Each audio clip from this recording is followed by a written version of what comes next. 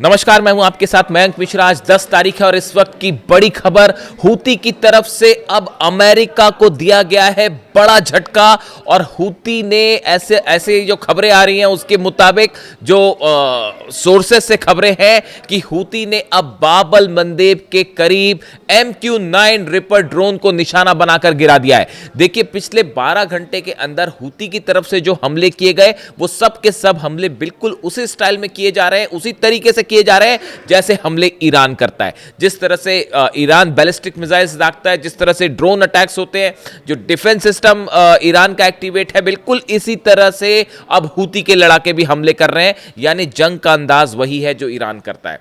दूसरी चीज, हूती ने अब वही एग्रेसिव अप्रोच ले लिया है जो ईरान ने हॉर्मूज को लेकर अपना रखा है। बिल्कुल वही रणनीति हूती ने बाब-अल मंदेब के लिए अपना रखी है। देखिए, इस वक्त की जो बड़ी खबर है, US MQ-9 Reaper drone reportedly crash near चेल्बी एयरबेस इन जिबूती।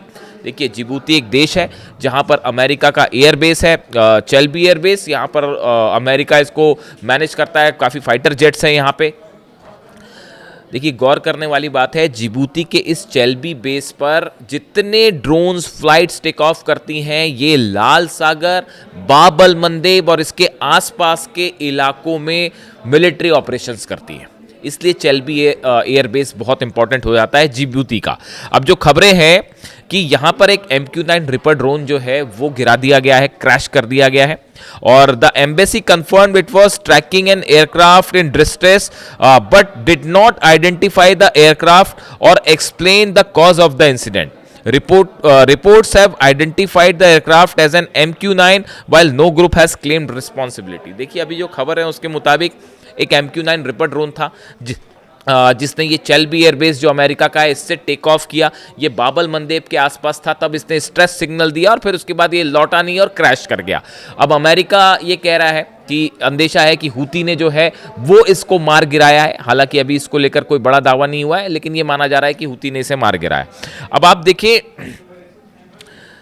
चेल्बी एयरबेस जो है इसका थोड़ा जिक्र करना ज़रूरी है क्योंकि ये यमन में जो जंग हो रही है, अब इसमें ये चेल्बी एयरबेस इंपॉर्टेंट होने जा रहा है और इस पर हमला भी हो सकता है। ये जो एयरबेस है जिबूती में स्थित एक सामरिक सैन्य एयरबेस है। यह जिबूती की राजधानी शहर से दक्षिण पश्चिम में लगभग 6 किलोमीटर की दूरी पर है।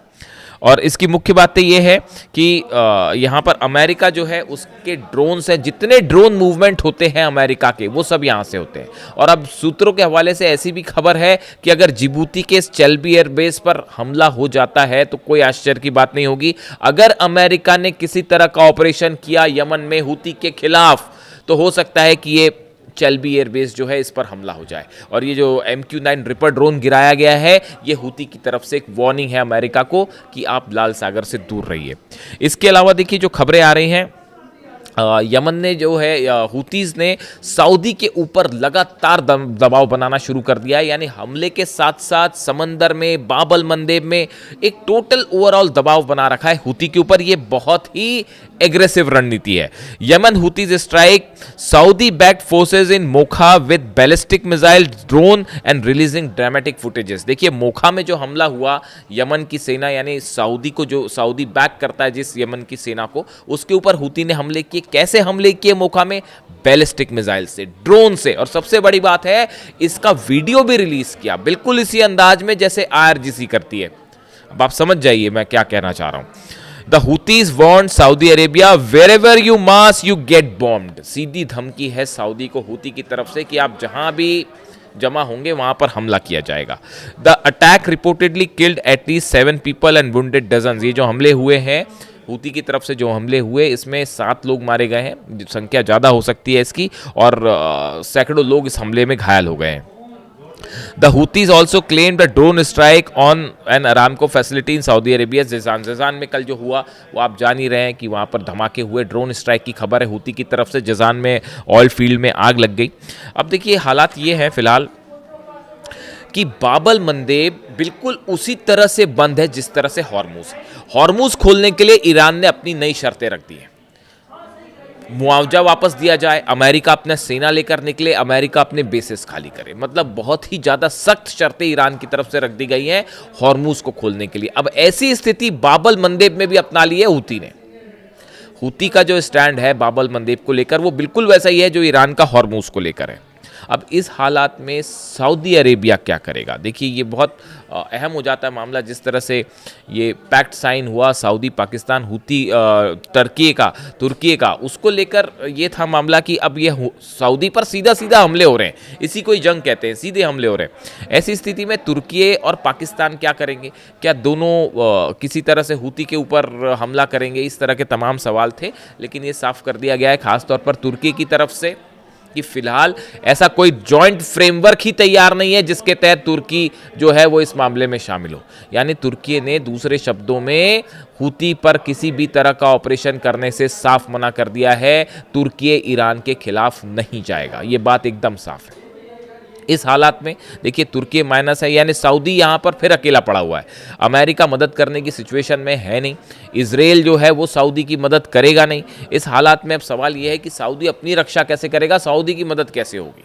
ये अपने आप में एक बड़ी खबर। इसके अलावा देखिए एक और अहम खबर का जिक्र करना ज़रूरी है, वो है गाज़ा। नेतन्याहू की तरफ से बयान आया है कि वो एक तो 15 सूत्री जो प्रोग्राम है डोनाल्ड ट्रंप का गाज़ा पीस प्लान जो है वो उसको स्वीकार करने से उन्होंने मना कर दिया, सीधा सीधा मना कर दिया।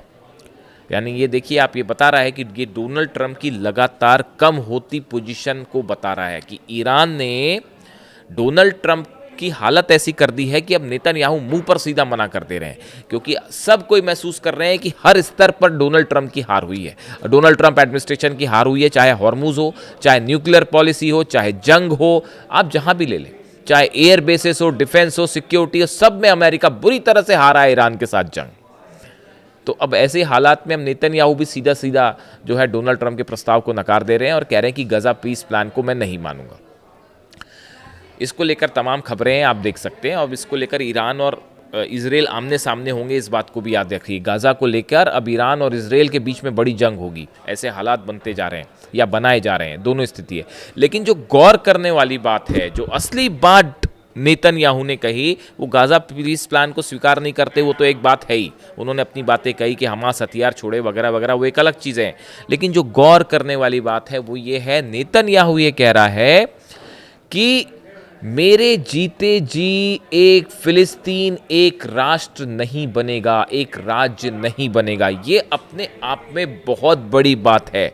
नेतन्याहू का ये डिक्लेरेशन करना कि मेरे जीते जी फिलिस्तीन राज्य नहीं बनेगा, इस सेंटेंस ने ये बता दिया है कि आगे गजा को लेकर इजराइल की रणनीति क्या होगी। इस बयान ने बता दिया है कि गजा को लेकर अब एक नई जंग की शुरुआत हो सकती है। गजा को लेकर ये जो बात है, ये देखिए बहुत अहम सेंटेंस है जो मैं फिगर आउट कर पाया कि मेरे रहते रहते जो है, मेरे जीते जी जो है फिलिस्तीन राज्य नहीं बनेगा। यानी ये एक बड़ा चैलेंज है जो नेतन्याहू दे रहे हैं और ये आधार रख रहे हैं एक नई जंग की।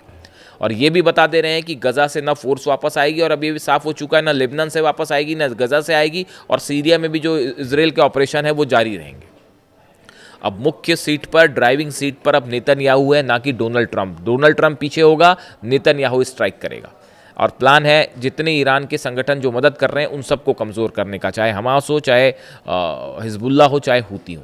लेकिन हो उल्टा रहा है, हूती भी वहाँ पर ज़बरदस्त दबाव दे रहा है और लेबनान में जो है वो हिजबुल्ला भी लगातार हमले कर रहे हैं। वो खबरें आई रही हैं, आप देख रहे हैं किस तरह से इजरायली फोर्सेस को नुकसान पहुँचाया जा रहा है। यानी पूरा मिडिल ईस्ट एक बार फिर अनसेटल है बुरी तरह से। लाल सागर से लेके, हॉर्मूज से लेके, बाब अल मंदेब से लेकर ऑयल बिजनेस पूरी तरह से ठप पड़ा हुआ है। ऐसे में ईरान ने अपनी शर्तें रख दी हैं अमेरिका के सामने। अब सवाल यह है कि अमेरिका क्या ईरान की शर्तों को मानेगा? क्या मुआवजा देने की बात जो ईरान ने कर दी है, क्या डोनाल्ड ट्रंप उसको मानेंगे?